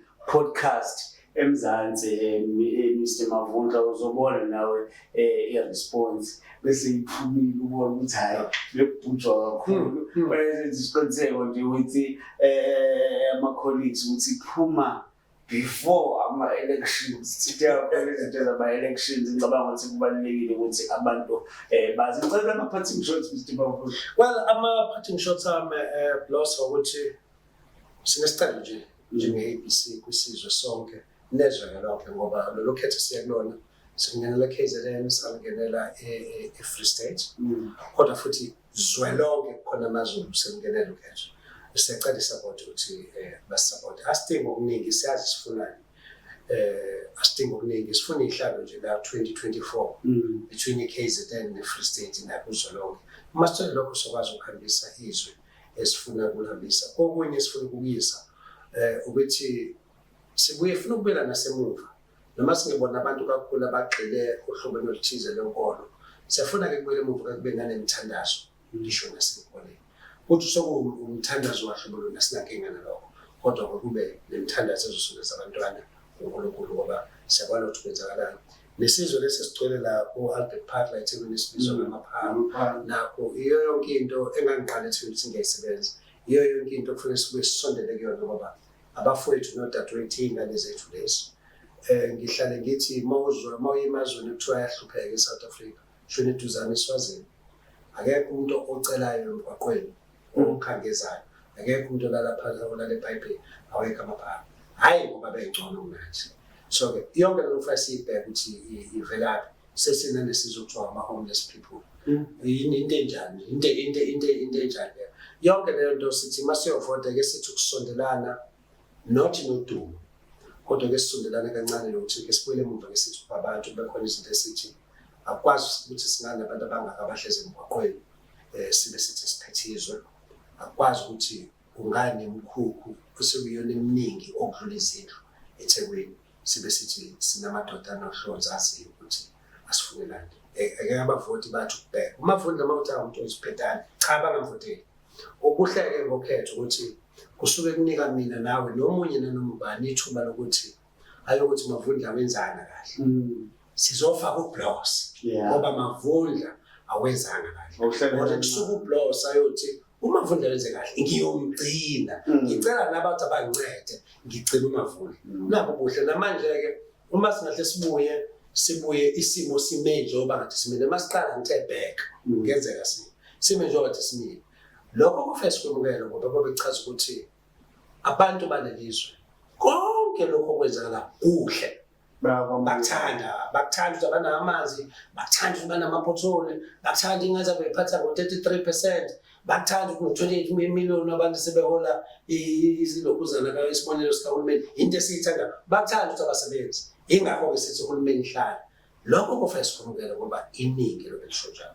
Kodwa futhi iningi manje konke lokho okwenzakalayo udaba okufanele ngisithi uligodlozi sokubona ngokuvota ngoba leyo nje thina esisho ukuthi asikwazi usidictate isinqumo ukuthi abenze njani kodwa sithi noma yini abayibona ifanele okuncane sicela ukuthi lokho ukuthi ayike sikhiphiswe lapho asizulu eSouth Africa la ngafakwa ngaveli thina sesifakelwe abagcinezeli asikwazi ukuqhubeka sithi correct ababekade bakwenza ilapho thina besibona. Yazwakala Mavundla ngiyacabanga ukuthi bese ubuya la so bese sikhuluma ngeinto eziningi futhi kodwa kuzobe seku after ama elections kuzobe sekuprime kuzobe usuyiprime and siyothokoza futhi lokuzobuya sizokhuluma ngezinto ezifana nogesi okwamanje nisawubambile ugesi siyabonga ukuthi i-load shedding isathe ukuma kancane ukubhaka kancane indaba yamanzi safaya sikhulume ngayo ukuthi Mavundla sisithola ngesikhathi sincane ama bread and butter issues nje balekile yabona abantu njalo usho ukuthi i-unemployment kwenye sedlana zodwa khona la uthi uyakhona nje by the way awufuna ukuyipersonalize ngeke kadlula kabashi bangikhomba ifoni yaqala ukubona ubhophusi bangithethela ifoni but leyo nto ngiyithatha as if ile inkinga ekhona esinayo social media so one day mhlawumbe isimo sizoba right esengizolo ukuthi next time singajabula ukuthi sibuye sohlala phansi mhlawumbe uzobe usuphumile kube ngime or usuyibeya asazi ngingena ngiphuma ama waves makhulula ngamalo kephakama nje bros so kuyafana today do what I want to do if you do it please take pictures see you in 7